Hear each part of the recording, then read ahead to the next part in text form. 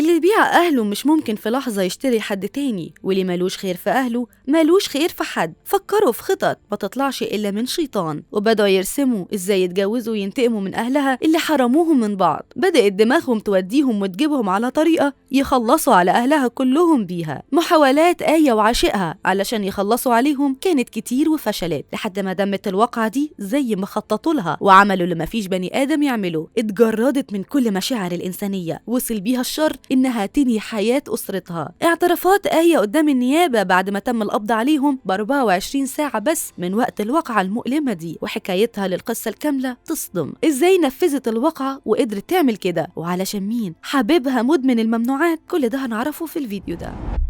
واقعة ما تنفعش غير سيناريو لفيلم أو مسلسل، لكن الصدمة الكبيرة إن كل التفاصيل دي حصلت في الواقع فعلا، وفي الخصوص بمحافظة القليوبية. بنت خلصت على أمها وأخوها بسبب حبيبها مدمن الممنوعات اللي كانت عايزة تتجوزه. كل الحكاية إن العيلة دي كانت عيلة بسيطة وفي حالهم، مكونة من 5 أفراد: الأب واسمه مؤمن، والأم اسمها سهام، والأخ إسلام 11 سنة ومن ذوي الاحتياجات الخاصة، وآخر العنقود جنى واللي سنها كان 8 سنين. وطبعا بطلة القصة آية الكبيرة طبعا اللي ارتكبت الواقعة من حوالي 8 سنين في 2015، ووقتها كان عندها 18 سنة وبتدرس في الثانوي التجاري. الموضوع بدأ بقصة حب بين آية وولد اسمه ماهر بالصدفة. آية كانت بتفطر عند أهلها عند بيت جدتها، ونزلت لوحدها من البيت علشان تشتري شوية حاجات. وهي ماشية قابلت شاب قريبهم من بعيد، ووقفت سلمت عليه، بس ما كانش لوحده، كان معاه صاحبه ماهر اللي وقتها كان عنده 23 سنة وكان شغال ترزي. ومن هنا بدأت العلاقة. ماهر خد رقمها من قريبها وبدأ يكلمها لحد ما العلاقة اتطورت من مكالمات في التليفون إنه يجيلها البيت في غياب الأب والأم. ماهر اعترف لآية إنه بيحبها وعايزها بالحلال. طبعا الفرحة ما كانتش سايعاها، وفعلا جه وقابل أهلها وقروا الفاتحة. ولما الأب بدأ يسأل عنه وعن أخلاقه كانت الصدمة. ماهر بيتعاطى ممنوعات، سمعته وحشة في المنطقة ومفيش حد قال عليه كلمة حلوة، ده غير إنه ما عندوش مكان يتجوز فيه وكان هيتجوز في شقة العيلة الصغيرة. هنا الأب رفض ماهر بكل ذوق وقال له إن كل شيء اسمه ونصيب. لكن طبعا آية وماهر اتمسكوا ببعض قوي ورفضوا قرار الأب، وتقدم أكتر من مرة وكان بيترفض برضه. ما لقوش حاجة قدامهم غير إنهم يهربوا ويتجوزوا بدون علم الأهل. فعلا عملوا كده، وأهلها صحي من النوم ما لقوش أي أثر لبنتهم في البيت. قعدوا يومين يدوروا عليها لحد ما عرفوا بالصدفة إن ماهر هو كمان اختفى. وفي اليوم الثالث قدروا يوصلوا لهم، كلموا ماهر وترجوه يرجع لهم بنتهم وإن حالتهم وحشة جدا، وخاصة أخوها اللي من ذوي الاحتياجات الخاصة. ماهر وافق يرجع آية للبيت ولكن بالشرط، أيوة بالظبط، إنهم يوافقوا على جوازه منها. وافقوا في البداية، ولكن بعد كده قلبوا عليه بمجرد ما آية رجعت البيت. هنا ماهر قرر يتحداهم إنه هيتجوزها، يعني هيتجوزها غصب عنهم. الأب قرر إنه يعمل بلاغ ضده وخد الموبايل من بنته، وبقت تروح وتيجي من المدرسة مع أمها لحد ما تقدم لها عريس خلوق ومناسب ويستاهلها فعلا. آية بدأت تحن لحبها القديم ورجعت كلمت ماهر تاني وعرفته إنها اتخطبت وهتتجوز. ماهر الدم غلي في عروقه وما قدرش يتخيل آية مع حد تاني غيره، وهنا قرر ينتقم من أهلها بمساعدتها، وهددهم إنه لو ما اتجوزهاش هيفضحها عند خطيبها وهيبعت ليهم الصور والفيديوهات اللي مع بعض فيها وهينشرها كمان على السوشيال ميديا. في الوقت ده والد آية كان باع عربيته واشترى تاكسي علشان يشتغل عليه ويقدر يجوز آية. آية وماهر حاولوا كتير يخلصوا على أهلها ولكنهم فشلوا. بدأت بمنوم جابوه لها ماهر، ولكن لما جربته على نفسها مفعولها كان ضعيف. بدأ تفكيرهم يعلى شوية واتفقوا يخلصوا على العيلة كلها من خلال يفرقوا الحياة مخنوقين من الغاز. وآية حاولت تعمل كده لكن برضه فشلت، ومن هنا وصلوا للخطة الأخيرة. بس آية طلبت منه ما يعملش حاجة في جنى علشان هي بتحبها. ماهر اتفق مع آية إنها ترمي له مفتاح البيت من الشباك يطلع عليه نسخة علشان يعرف يدخل بكل سهولة. وفي الوقت ده آية هتكون في المدرسة ومامتها جاية تاخدها. آية كلمت باباها وسألته هو في حد في البيت، لكنه استغرب من سؤالها، لكن هي فهمته إن مامتها اتأخرت عليها مش أكتر. ماهر دخل البيت لقى أخوها العيان بيتفرج على التلفزيون اللي اتخض لما شافه، فخلص عليه ومسح كل الآثار ودخله المطبخ، وبعد كده استخبى ورا الستارة لحد ما وصلت آية وأمها. خرج ماهر وخلص على الأم واللي كانت بتستنجد ببنتها علشان تنقذها، ما كانتش تعرف إنها متفقة معاه. صوت الصريخ كان عالي جدا لدرجة إن ابن صاحب البيت خبط عليهم. آية فتحت له الباب وفهمته إن في مشاكل عائلية عادية جدا وما فيش حاجة. خافوا يستنوا الأب لما يجي، وبسرعة آية وماهر خدوا كل الفلوس والذهب اللي في البيت، وخدت أختها جانا وهربت. لما الأب وصل البيت اتصدم من المنظر، وتوقع إن جانا وآية فرقوا الحياة بنفس الطريقة، لكن ما لقاش ليهم وجود في الشقة. جرى على الشرطة، عمل محضر واتهم ماهر، وبعد مرور 24 ساعة تم القبض عليهم واعترفوا بكل الواقعة.